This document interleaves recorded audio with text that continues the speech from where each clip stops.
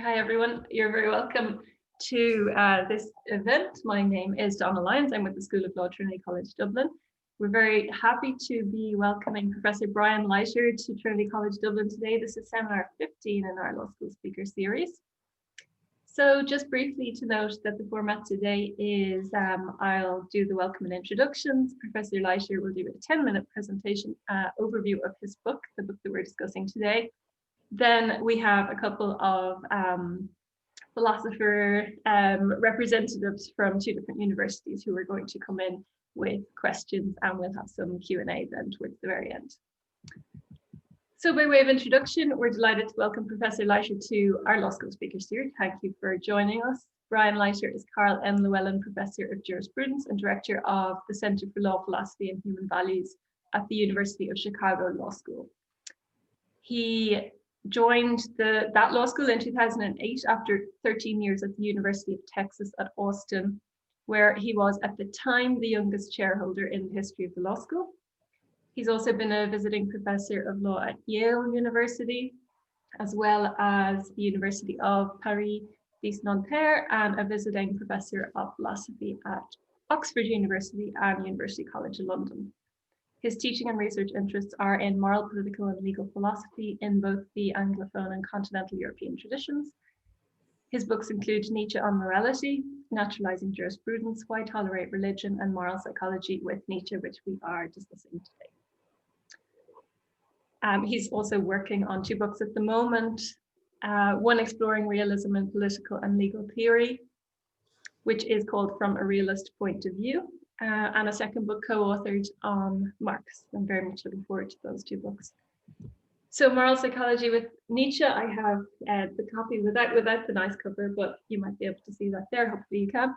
In this book, you'll tell us about this now in a second, Professor Leiter, but you defend the set of radical ideas from Nietzsche that there's no objectively true morality, there's no free will, no one is ever morally responsible, and our conscious thoughts and reasoning play almost no significant role in our actions and how our lives unfold.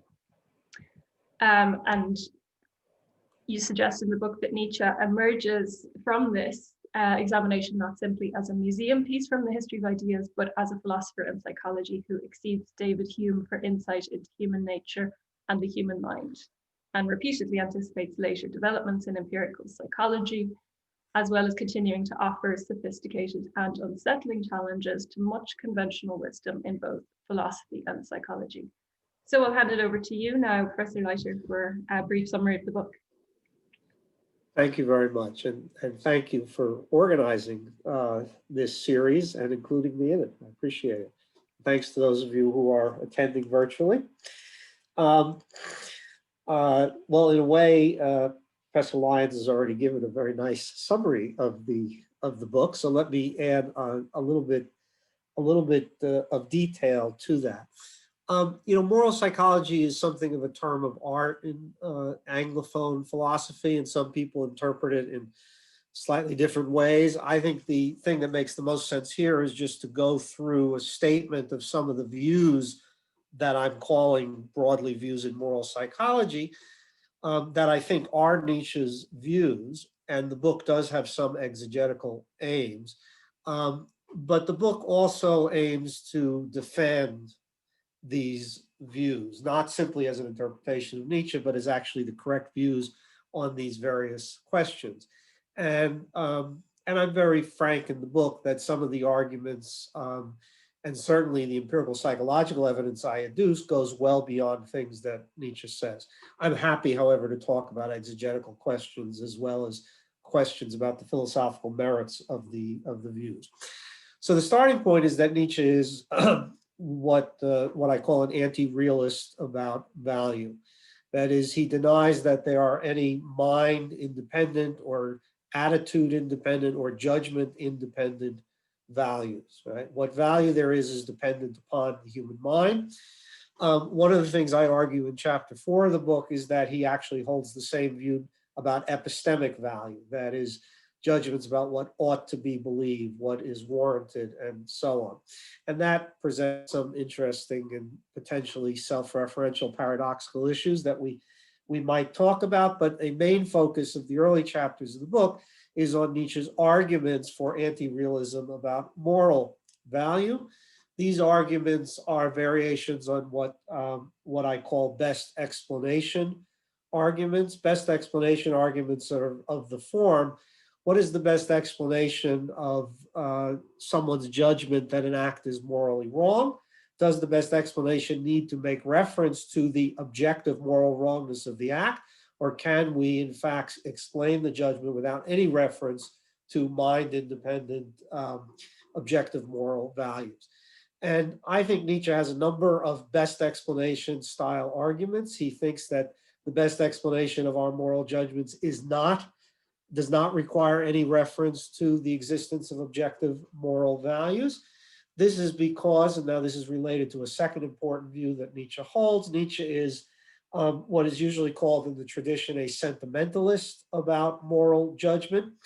In the Anglophone tradition, we associate that very strongly with the Scottish philosopher David Hume. In the German tradition, the 18th century philosopher Herder has a version of a sentimentalist view. Nietzsche was much more likely to have been familiar with Herder's version than Hume's version. Sentimentalists say, look, what's going on when we make a moral judgment is we are having a certain kind of affective or emotional response to some feature of the world, right? So the best explanation for our moral judgments appeals to the affects or emotions that are aroused in response to certain features of the world. Crucially, I take it that Nietzsche thinks the basic affective responses we have are ones of inclination towards and aversion away from acts, states of affairs, things, and so on. And that these basic affects are fundamentally non-cognitive. That is, that they can be individuated by what it feels like to have that kind of affect or emotion. It's important that basic affects be non-cognitive, because if you were a sentimentalist and thought moral judgments involved emotional responses, but you thought emotions had cognitive content, that is, emotions actually detected real features of the world, right? Then you would end up with a somewhat different kind of view. You wouldn't necessarily end up with anti-realism about morality. But as I say, I don't think that's Nietzsche's view. Now, why do we have the affective or emotional responses that we have, according to Nietzsche? It is in virtue of psychological facts about the type of person that we are, right? And here Nietzsche has a very radical but quite important, for understanding Nietzsche, view about what persons are basically like. People are fundamentally what you might say are bundles of drives. The sex drive is obviously a familiar one, a drive for hunger. Importantly for Nietzsche, he thinks there's a fundamental drive towards cruelty. And there are many others that we might mention. Drives you can think of as something like standing dispositions to have certain kinds of affective or emotional responses to states of affairs. So the sex drive is a disposition to become aroused in response in the presence of a sexually attractive person.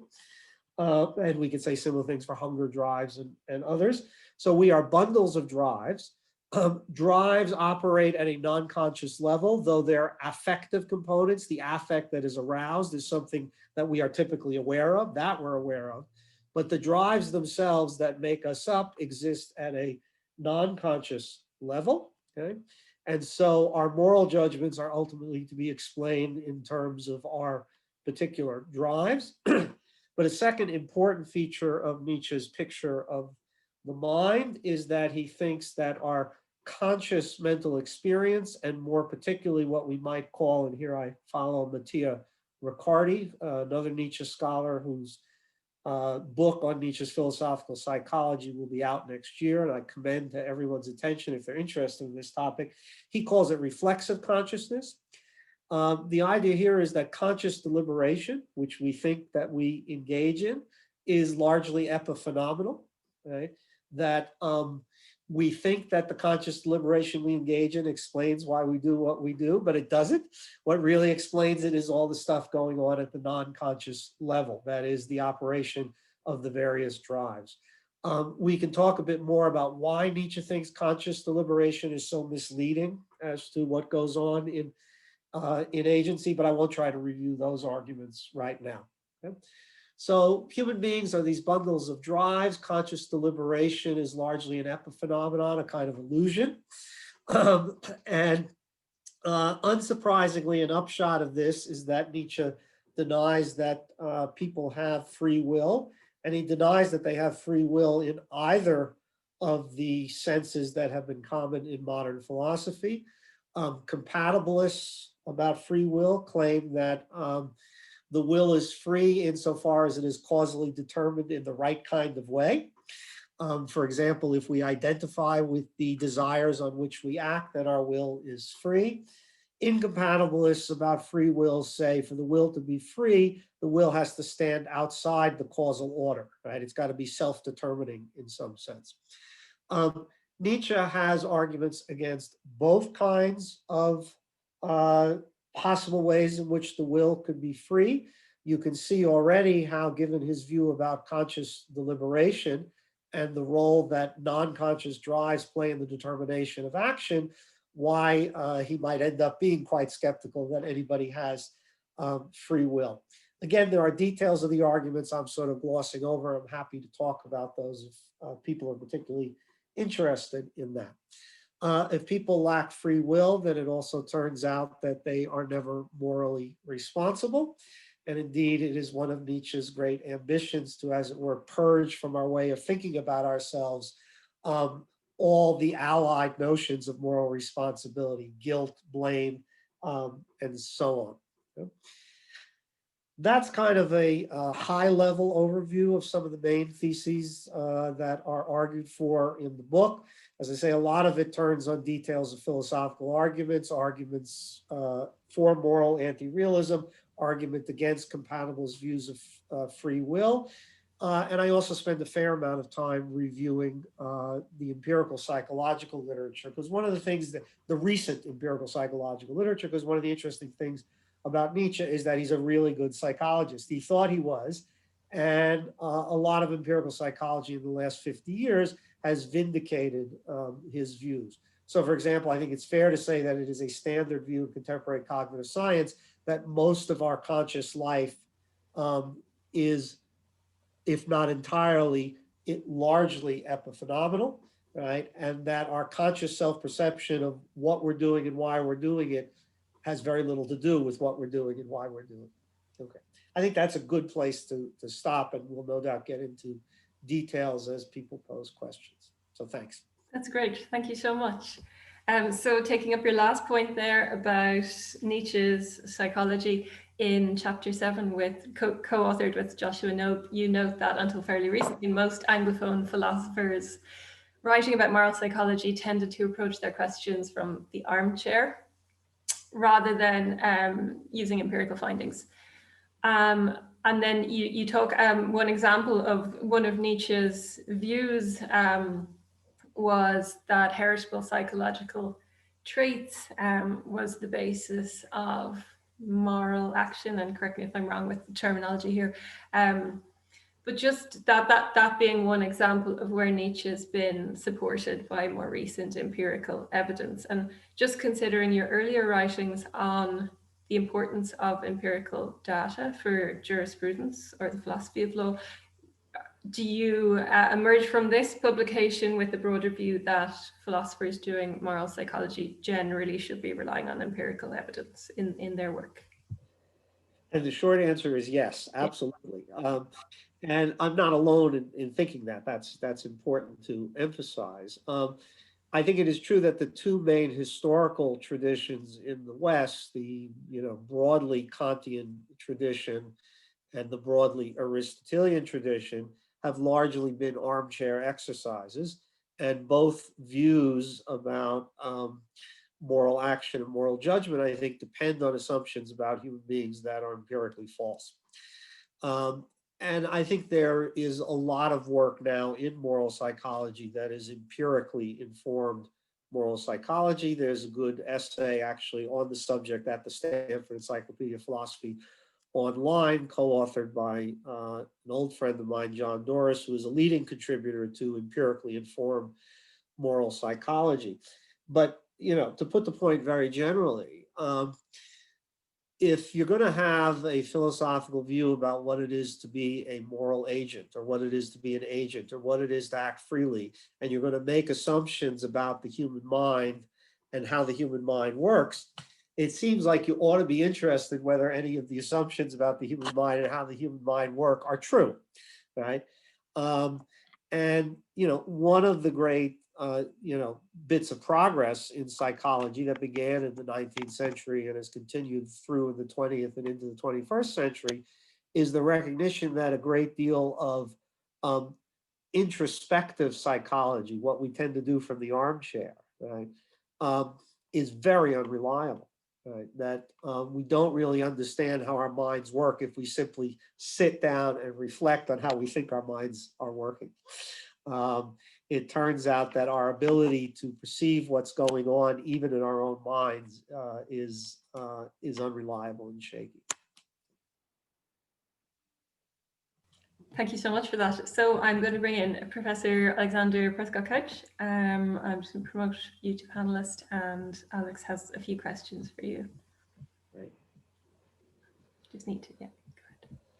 Hi, Alex. Hi, everyone. Hi, Brian. Yeah, first of all, so yeah, thanks to Donna for organizing. Thanks for to Brian for the invite here. So I wanted to just kind of step back and ask a fairly big picture question about to Brian about his understanding of the connection between history of philosophy and contemporary philosophy. So, you know, one thing that's really interesting about the book is that it kind of blends together this mix of kind of exegetical considerations, you know, questions about what's Nietzsche's view about value, what's Nietzsche's view about freedom, with these more kind of first order philosophical argumentation, you know, what's the correct view of freedom, what's the correct view of value.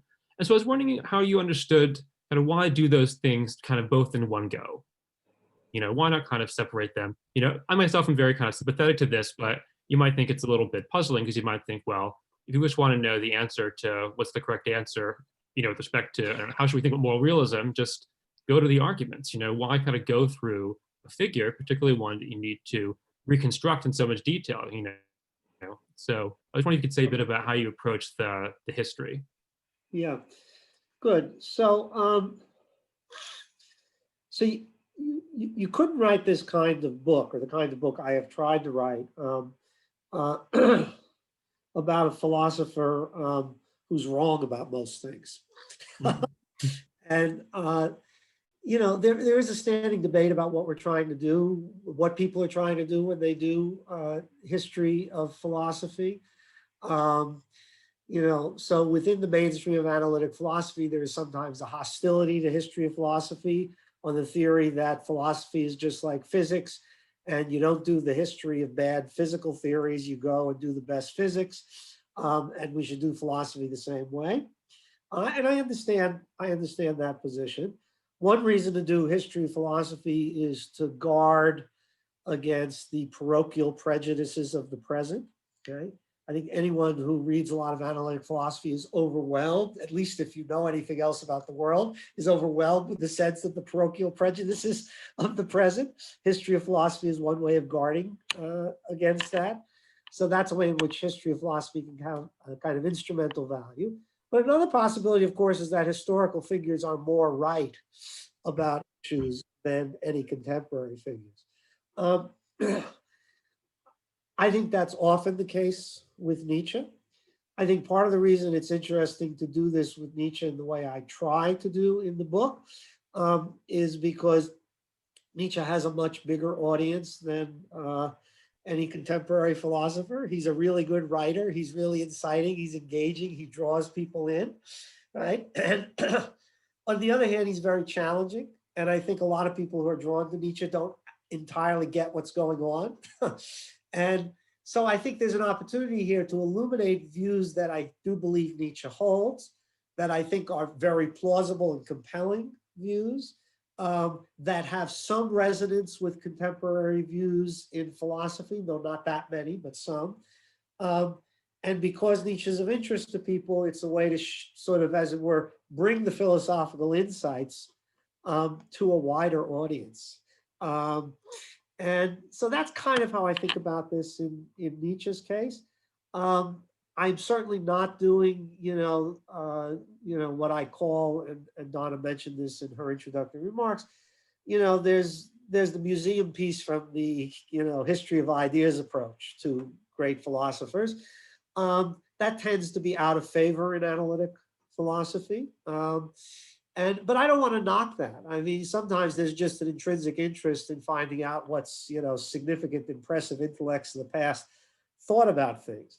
But in Nietzsche's case, I think that a lot of what he thinks about things is correct and compelling. And part of my task here is to show it to be correct and compelling in terms that speak to philosophers and psychologists, contemporary philosophers and psychologists. Yeah, I was wondering if there was another kind of a third option there besides just the museum option and the reconstructing a viewpoint that you think is correct, which is something like reconstructing a kind of good version of a viewpoint that you don't think is the right viewpoint for various reasons. The reason I ask that is it seems that there's a lot of people who take a kind of broadly reconstructive approach to Nietzsche who I think have that kind of point of view. They think, well, Nietzsche's not right about even some fundamental things, often also maybe wrong about a lot of details, but there's still a lot of kind of interest there in providing a kind of systematic and philosophically interesting reconstruction of his views. So I'm wondering if you think that those people, is that also kind of valuable, do you think? Or do you think, well, maybe if you really don't think the philosopher's right, it's, you might try to pick someone else? Yeah, no, I don't. First of all, I don't like to prescribe for others what they should be doing. I think people need to, a thousand flowers really do need to bloom, right? Even if some of the flowers I find very distasteful, but that's okay. I think there's no question that, I think a classic example of exactly what you're talking about is Barry Stroud's book on Hume from the late 1970s. It's a wonderful book on Hume. I invoke it at one or two points in my book because it has a useful treatment of Hume's naturalism. But Stroud himself was quite unsympathetic to a lot of Hume's views, right? And yet that book teaches us a lot about Hume, and it does a nice job of reconstructing Hume in a way that shows how he is staking out a set of positions on issues that we can recognize as live issues in philosophy. So I have nothing against that approach either. I think sadly, Barry Stroud is not available to answer the question why he went to write that book, but I think he wrote it partly because he wanted to get clear about the dialectical challenge that something like Hume's views presented, right? Recognizing that Hume was a formidable intellect who held views that ultimately Stroud himself didn't really accept. I guess I find it easier to invest the time and effort in views that I think are correct. That in some ways I wanted to write the book because I wanted to also, I felt sympathetic to the views and I wanted to figure out what exactly I thought about these issues. And those are places where the argument goes beyond things Nietzsche says. That's particularly true in chapter 4 of the book about anti-realism, about epistemic value. I start with the treatment of Nietzsche's, so-called idea of perspectivism, but I go well beyond Nietzsche in trying to figure out how we might think about that view.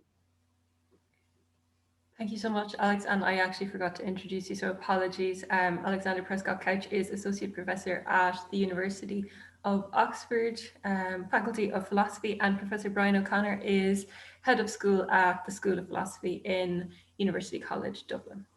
Do you have any questions you'd like to come in with, Brian? Yeah, I have a few thoughts actually, and maybe they're slightly more specific than Alex's, because I was very interested in the things that Brian was emphasizing on Nietzsche's rejection of moral responsibility. I always found that really a brilliant part of Nietzsche's work. And of course, as Brian points out, Nietzsche worries about how the theologians effectively loaded more and more ways of finding us responsible and guilty. I might say, from the safety of a a Zoom call that the lawyers took up over the past while, where the theologians left off, and gave us even further reasons to feel responsible for things we probably had no intentions of ever committing. So all of that I like, but here's what I found something kind of intention, because Brian wants to also acknowledge that Nietzsche has some way of addressing something we might tend to think of as freedom when he talks about, I'll just quote, from the struggle to become free of external circumstances, to stand alone, unmoved by the opinions and expectations of others. Now, if a human being is capable of doing that, then the responsibility attributors of this world probably would think, well, that's all we need, that's fine. If a human being is capable of struggling to become free of external circumstances, then they're also capable of, not doing all of those other things we'd like them not to do. So how does that fit together? Would you say, Brian? How does that not, as it were, cut the ground from under his rather sexy anti-moral responsibility position? Okay, good. Let me situate, say a little bit more about the context in which these claims occur. This is a part of the book I didn't say that much about, but there is a whole chapter of the book devoted to the question, does Nietzsche have a positive notion of freedom? Right? He's very critical of free will. I argue that he's critical of it in any of its guises that we are in the modern tradition, the compatibilist or incompatibilist. It is a standing feature of Nietzsche's work that he uses familiar terms, often in highly revisionary senses. He reappropriates them. He engages in what I think what Charles Stevenson used to call persuasive definition. That is, he uses a term or concept that has a certain positive or negative valence, and then he uses it in a very different way to sort of piggyback on the valence, right? And I think he uses the term freedom that way, sometimes positively, to refer to a certain type of person, right? That is a type of person who, by virtue of who they are, by virtue of their constitution, by virtue of the psychological type of person they are, right, is much more immune to external influences, right, than the ordinary herd animal is. Nietzsche, if those of you who don't read Nietzsche, he refers to most of us as herd animals. Nietzsche is an elitist, shall we say, and that's putting it mildly. So most herd animals, and this is partly why he uses the name, they're just pushed around in one direction or another by the culture, by the environment, by the other people around them. Someone who is free in Nietzsche's sense, right, is the type of person who's actually able to resist quite a lot of that, as it were, to go their own way, forge their own path, create their own values, as he sometimes says. The thing is that enough to make someone morally responsible and blameworthy? Well, I take it isn't, for the following reason, because Nietzsche thinks that's just a fact about one type of person, right? That they are fated, as it were, to be able to resist influences that other people can't resist. People who can't resist them, that's just a fact about them. And the person who can, the rare person who can, that's just a fact about them as well. But in neither case is anyone either morally praiseworthy or blameworthy for their ability or inability to do these things. And this is a view of freedom that does have one, I think, interesting precursor in the tradition. And Donald Rutherford, a scholar at the University of California, San Diego, has made this argument. Namely, this is something like the view you get in Spinoza. And Nietzsche quite liked Spinoza in certain ways, and of course hated Spinoza in others. Spinoza holds the view that people are free, that some people are free, but it's a matter of fate that they are free. You're not free to be free or not, as it were, right? You're either the kind of person who by fate is able to resist the influences, or you are by fate the herd animal who can do nothing more than sort of be buffeted about by the various forces that surround you. So even if there is that, even if some people have the capacity for that kind of freedom, right? That doesn't yet make it, it doesn't yet turn out that they are morally responsible or blameworthy for the things that they do, because it's still the case that the things they do are determined by who they are. That is, it's still the case that their conscious deliberation is as epiphenomenal as the herd animal conscious deliberation, right? And so in that regard, free will and moral responsibility is still undercut, but there's a different sense in which they are more free than the typical herd animal. Does that help? Yeah, absolutely. That's fantastic. I mean, I think that really resolves the thing that was troubling me. And I just have one other kind of question. And here's, I really think what you have said about Nietzsche here is fascinating. And I say that as somebody who's got no investment in any particular story about Nietzsche. I'm very willing to be led by somebody like you who is a master of all the texts. But if there's one thing I found disappointing in the Nietzsche that emerged, it was, at least because he didn't have this, if you like, framework available to him, he seems to me to be disappointing on the question of language, because it seems to be nothing more than just an instrument.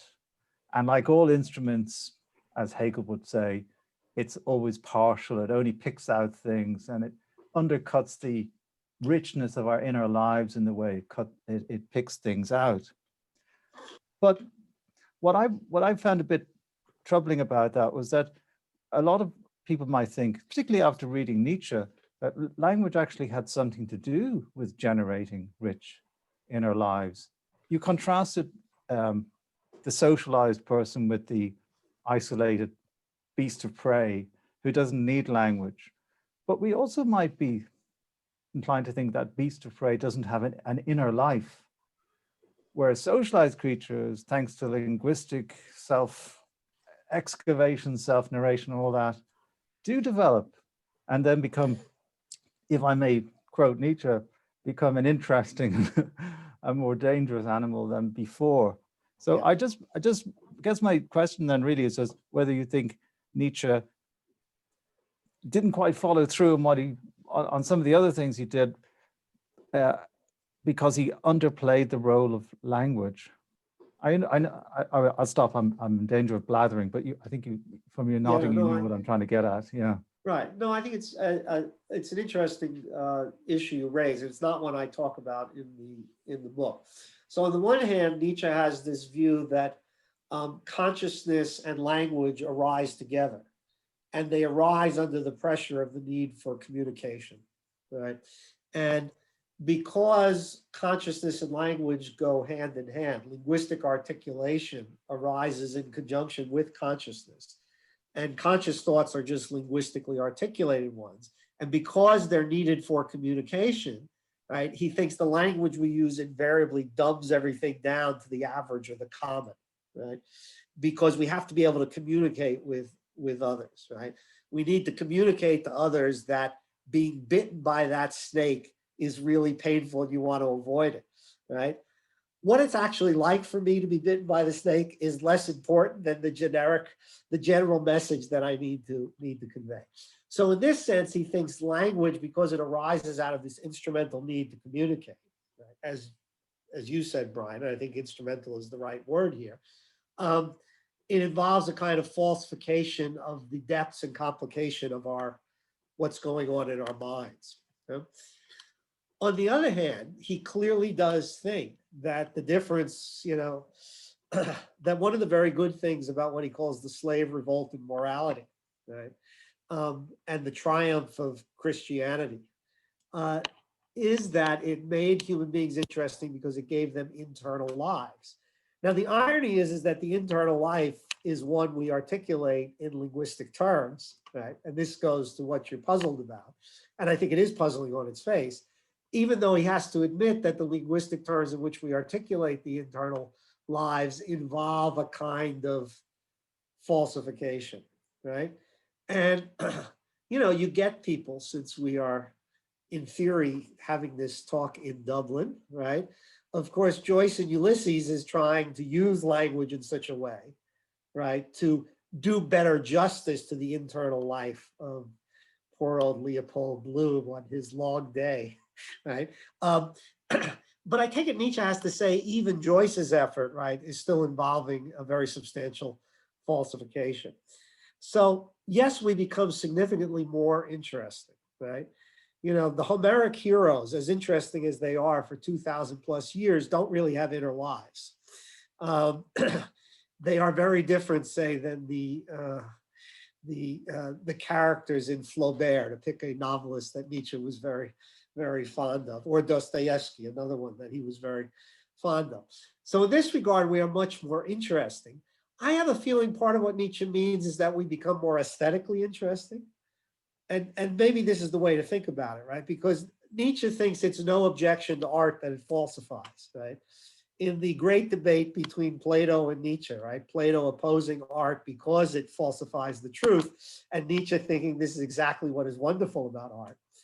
It's perfectly okay that our inner lives make us much more aesthetically appealing and interesting creatures, right?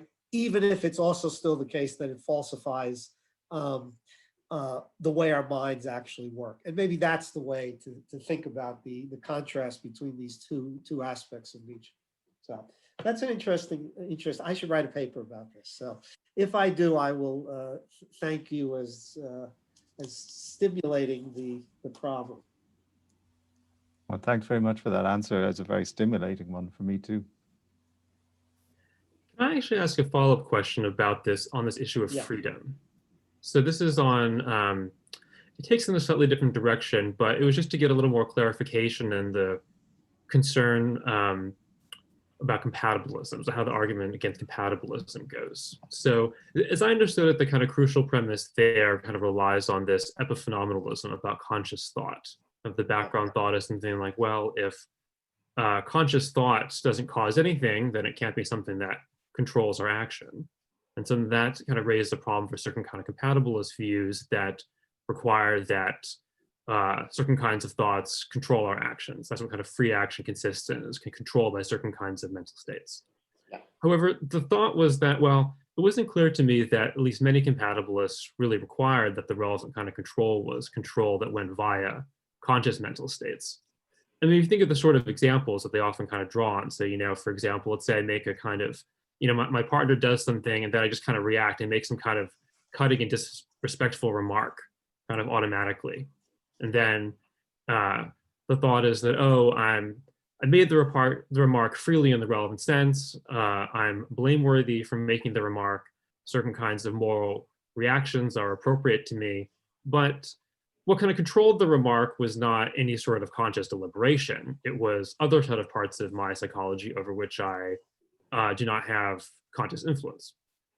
And so you think, you know, usually the background thought is something like what's expressed in the action, right? And the kind of expressive relation doesn't require that the relevant mental states doing the causing are conscious in the relevant sense. So that's how I was kind of curious how, if that is kind of right about these kinds of compatibilism, so, you know, are there other parts of Nietzsche's view that raise a problem for that kind of brand of compatibilism? Okay. Let me say two things about that. One is I don't get the sense in which one is blameworthy there. I get the sense in which, you know, the Straussonian sense in which our immediate instinct is to blame, right? I get that we're disposed to do that. I don't get the sense in which it is in any way justified if we had no control over the response, at least on control views about free will. Now, there may be more you want to say about that, and I'll let you do that in 1 second. But let's suppose there were justification for the blame in that case. I do think there's another aspect of Nietzsche's view here, which I don't discuss in great detail in the book. I do take it up in a paper called The Innocence of Becoming Nietzsche Against Guilt, which is in the journal Inquiry in 2019. That is that I think the real reason Nietzsche thinks we should get rid of blame and guilt isn't just that it involves a false picture of agency. And this is a general point about Nietzsche, right? Nietzsche thinks that falsehood and illusion are conditions of life. So the fact that some belief is false is not necessarily a reason why we ought to disabuse everyone of it, right? False beliefs have a lot of value, right? My false belief that people find this workshop interesting has a lot of value, and I would not want it to be corrected at any point during the workshop. Okay? You can correct me afterwards. So the mere fact that it's the ascription of blame is not justifiable isn't for Nietzsche the ultimate issue. The ultimate issue is he thinks we are actually better off if we get rid of that kind of practice in our lives, right? He thinks that blame and guilt are pernicious and destructive and harmful, at least for certain kinds of people. So even if in your imagined scenario, the blame were justified, that is, it didn't involve a mistake about control, Nietzsche would have an additional reason for thinking we nonetheless ought to just stop doing it. So, and as I say, that's a separate argument that in fact is not, that I don't take up in the long chapter on free will. Yeah, totally. So yeah, I don't want to kind of hijack the conversation and get too far into compatibilism, but I mean, as far as I understand the relevant kind of view, the notion of control that's relevant is, or that's needed is kind of thinner than I think the one that you're ascribing to the people. So for example, there's a kind of way, the relevant notion is simply that whether or not the action is kind of causally controlled by certain kinds of mental states, and thereby the action is expressive of certain patterns of attitudes. Yeah. So that kind of control is simply whether or not those mental states are things that are causally determining the relevant kind of action. Just in the way that we say things like, you know, the volume of the stereo is kind of controlled by the, you know, the setting of the knob, right? Right. It's kind of control in that kind of very thin causal sense, which doesn't require any sort of antecedent control of that that very state. Yeah. So I understand there are people who have something like that kind of view. It seems to me it's a little too thin a conception of control. Indeed, it's kind of a rhetorical trick to even call it control, right? I mean, let's put it this way. If you weren't the one who turned the knob up and made the volume louder, it would seem a little weird to blame you, right? Mm-hmm. Because the volume got louder, and point to the fact, well, the knob got turned. Well, who's responsible for turning the knob? If it's not you, right, then we shouldn't be blaming you. We should blame the person who turned it. So I actually think those kind of expressive views are, I think they're still a minority view, and a particular implausible minority view. Now, I think the majority view now is what I call the reasons responsive compatibilist views. And I think that's a completely implausible view, though more easily rendered implausible if you accept Nietzsche's picture of what role conscious deliberation plays in action. But okay, yeah, we could, it's an interesting topic that would in fact take us into a more technical debate. So I will punt on that point. Well, I have a question here from Jules Coleman. So he says, my question is whether the moral domains associated with accountability and having to answer to another for what one has done to them is rendered empty by a persuasive argument regarding the impossibility of free will and the subsequent concepts of praise and blame that are dependent on them. Do you have any? Good. Okay. Hi, Jules. I didn't know you were here. It was nice of you to attend. And thank you for the question.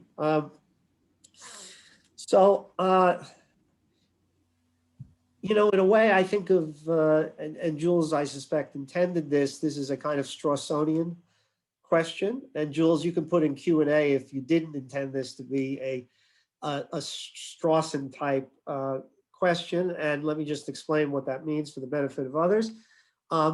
You know, Strawson, in a very well-known paper, took the view that, look, the correct metaphysics of free will is neither here nor there with respect to our practices of holding responsible, of blaming others, right? Strawson's very strong claim was that, as it were, these practices will carry on regardless of the truth of any thesis about determinism or its falsity. And And in particular, he thought they were kind of inescapable practices, okay? Now, I have a general comment, which is, I think, armchair sociology, and especially armchair sociologies by, upper crust Brits who spent their life at Oxford, is not very reliable. And I don't actually think that it's true that these practices are inescapable. And we have examples of cultures and people escaping them. The Homeric Greeks escape a lot of these reactive attitudes that Strawson thought were in fact not ones we could escape. So that's my initial worry about this. My second, more Nietzschean thought about this is that even if Strawson is right, Nietzsche wouldn't be surprised, because he thought ordinary life was shot through with illusion and falsehood, right? So it may be that we inescapably blame each other, even though we shouldn't, given the correct view about the nature of the will and freedom, right? And then we're back to the issue I was discussing with Alex, namely, well, why should we go to the trouble then of undoing that particular practice? And Nietzsche's thought there is that it would actually be a more pleasant way to exist. Nietzsche wouldn't say pleasant exactly, but it would be a better way of living to actually be free of those kinds of practices.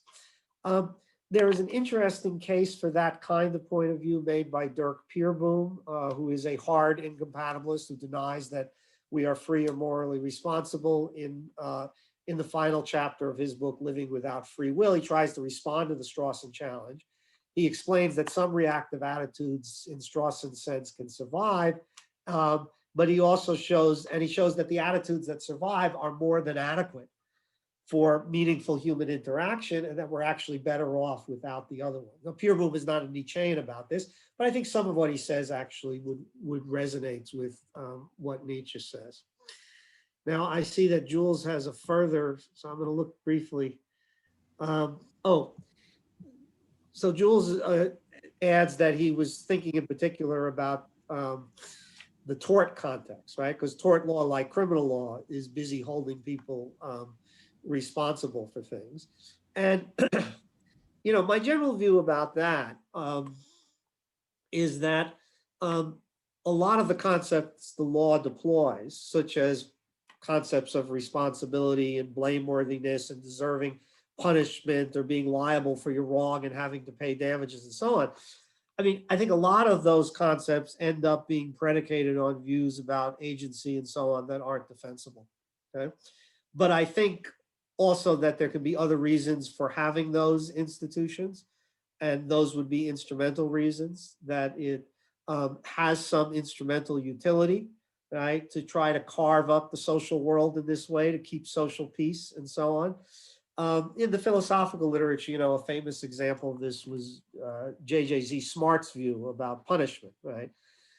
Which was, Smart was a hard determinist. He did not think there was free will or moral responsibility, but he still thought punishing people was a good idea, because as long as punishment has some causal effects on what other people do, it may be worth punishing them. It did raise then the question for Smart about, well, why shouldn't we punish the innocent, right? Because punishing the innocent might have good causal effects too.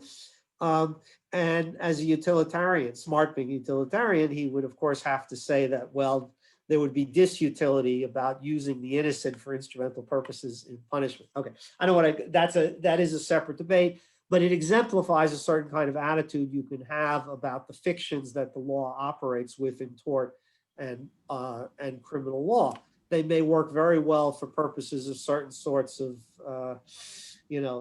as I say, preserving social peace by putting limits on what people can do and having consequences when they don't observe those limits, either consequences in tort or in criminal law. Thanks, Jules. Thanks, Professor Leiter.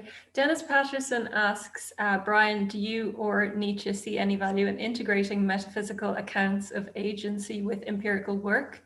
And if so, how do you or Nietzsche think it is best to put these together? Okay, so in a way, I don't think I'm going to have that much more to say than I said at the beginning, partly in response to Donna's initial question, right? which is, I think an account of agency is a big part of moral psychology. Moral psychology has a lot to do with how does the mind work? What is agency like? Do people act freely in a sense sufficient to support ascriptions of responsibility? And I think you can't do the metaphysics, you can do the metaphysics of agency without regard for empirical psychology, but then you're just doing fairy tales, and that's not my thing. I think to do the metaphysics of agency right, it's the same when you do the metaphysics of space and time. You can do the metaphysics of space and time for the armchair, but gee, if your metaphysics of space and time has no connection to space-time physics, which works really well, I don't really know what you're doing. It's not interesting to me. It's just kind of make-believe.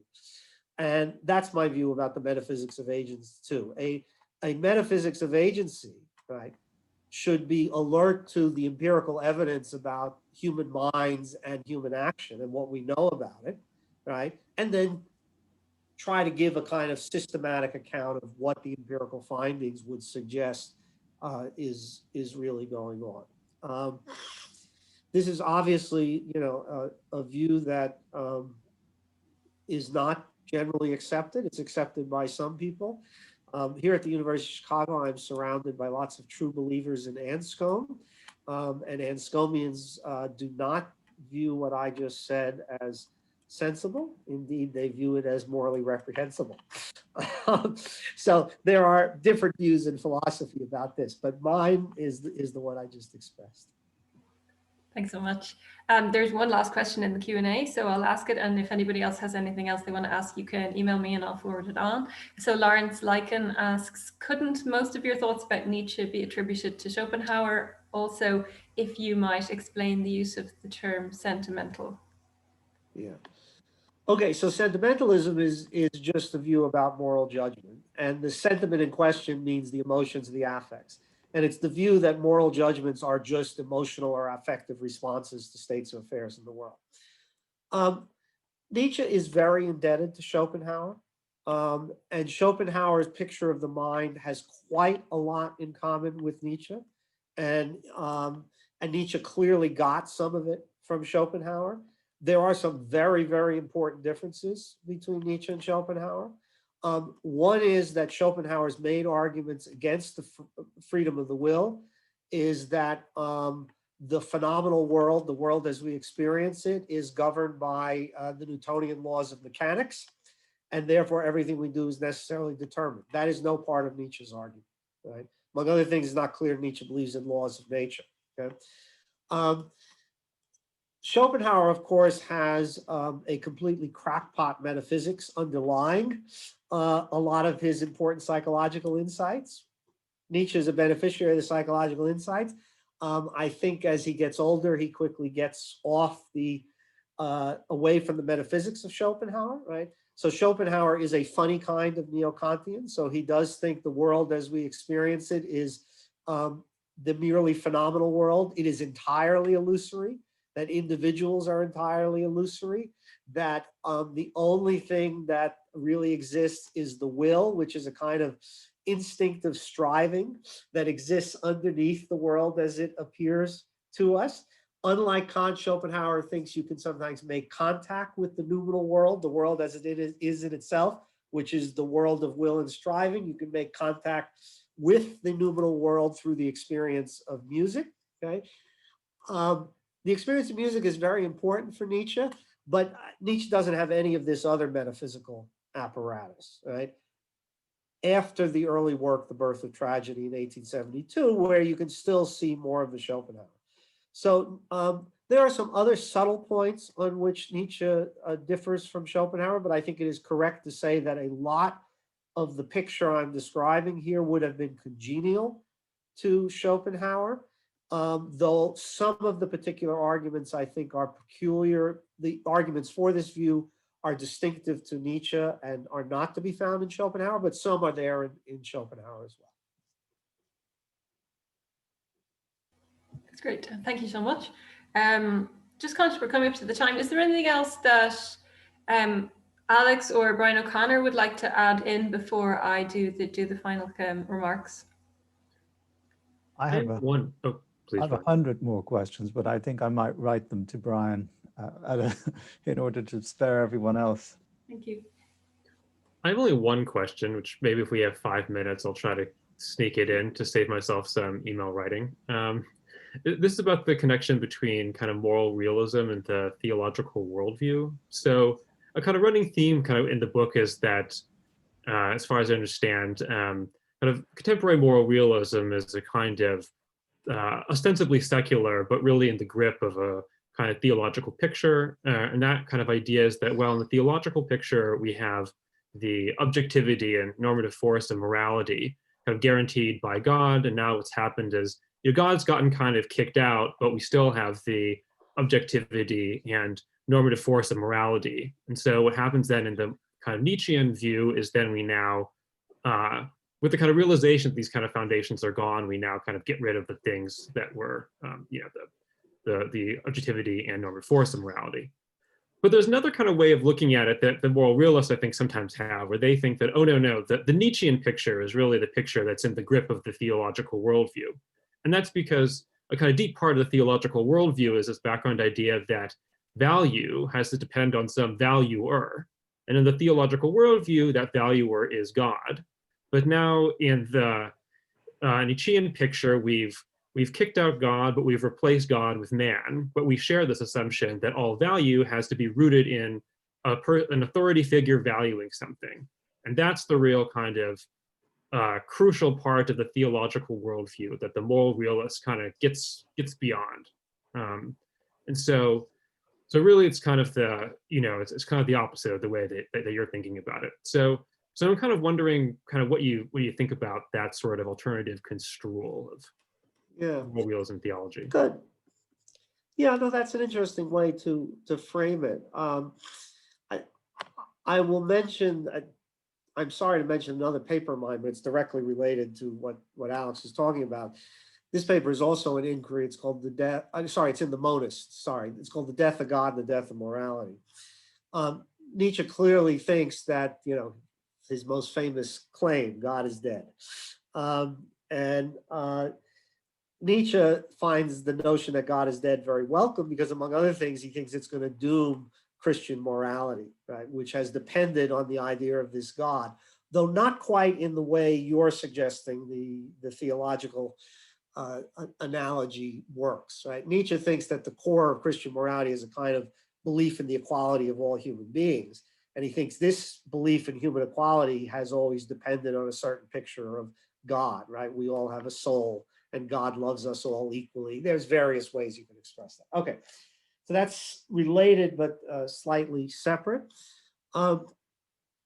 So Nietzsche does hold the view that value depends on a valuer, right? And he does hold the view that that valuer is human beings, right? And not God. Now, the question is, you know how it goes with analogies, right? Is you can cut them in different ways. You know, the crucial thing about God being the source of value, which is one kind of view about the objectivity of, you know, of value, right, is that God is a particularly powerful kind of source that confers a kind of normative authority to that which God deems to be valuable. You don't get that on Nietzsche's more, well, I'll just say subjectivist picture, even though we can have a long discussion about what subjectivist means. So as it were, judgments of value don't have any kind of objectivity or force independent of the person who happens to do that particular valuing. I do think on Nietzsche's view, valuing bottoms out in something like matters of taste, right? You know, as I say in the book, I prefer Japanese food to Thai food. I recognize that God is indifferent on this particular choice. I reference that preference is not an objective one, that it has no normative force for anyone else, as far as I can see, but I also think it's none the worse for that, right? That doesn't look a lot like the theological picture, right? If that's what value turns out to be at bottom. But then the other question here is, well, in what sense are we supposed to think of value as objective if we reject the view that value depends on valuers, okay? There are moral realists in the contemporary Anglophone philosophical world who accept that value depends on valuers, right? John McDowell, David Wiggins, even Peter Railton, just to name a few contemporaries, all accept that. They disagree with Nietzsche, obviously, about the objectivity of value, and we're not going to be able to go through all the reasons they're mistaken here. But that question would remain now. What is, if we're going to separate value from valuers, right? Where is objective value going to be located? And then that gets us back to some of the arguments I talk about in the book, namely that it doesn't look like the best explanation of our experience of the world is one that requires presupposing objective values. Now, it gets further complicated by the fact that inference to the best explanation is itself a kind of epistemic norm or value. And I do think Nietzsche is an anti-realist about epistemic values, which means that someone who says, I don't have a taste for inference to the best explanation, Nietzsche has no response to that person, right? And I do think that is how Nietzsche's view bottoms out. And, you know, Alistair McIntyre's presentation of Nietzsche in After Virtue, there's a lot to quibble with. But I do think he gets that part of Nietzsche's ultimate view exactly right. Of course, McIntyre is reacting against it. And he's a genuine theologian. So, but I think he gets Nietzsche right in that regard. And it has struck me as curious that how many Nietzsche scholars are heavily invested in resisting this aspect of Nietzsche. In that sense, I think they're still too wed to God and theology and morality that they don't want to bite the bullet on where Nietzsche's actually going with all this. But I have never met a bullet I didn't like to bite. Thank you so much. So huge thanks to you, Professor Brian Leiter, as well as Professors O'Connor and Prescott-Couch for joining us, and thanks to everyone for attending and for all of the excellent questions. As you know, yes. Yes. Thank you. As you know, Brian Leiter, you're a hugely influential philosopher, and this book touches on important issues relating to morality, moral psychology, conceptions of free will, and the continuing importance of the work of Friedrich Nietzsche. I very much enjoyed it. So I would just like to express my gratitude again to you for sharing your insights with us in Trinity and far beyond. It's been a real privilege to speak with you today. And is there anything else that you wanted to bring in before I close? I want to thank you, Donna Lyons, for organizing this. And I want to thank Alex and Brian O'Connor for some very nice questions. And I look forward to discussing these issues further. And thank you to those who attended, and to Jules and Dennis and the other people who asked questions. So thanks for being here, and thanks for this opportunity. I got a lot out of it. So thank you. Thanks, Brian. Thanks, everyone. So with that, I will close the session. Thanks. Good. Bye-bye all.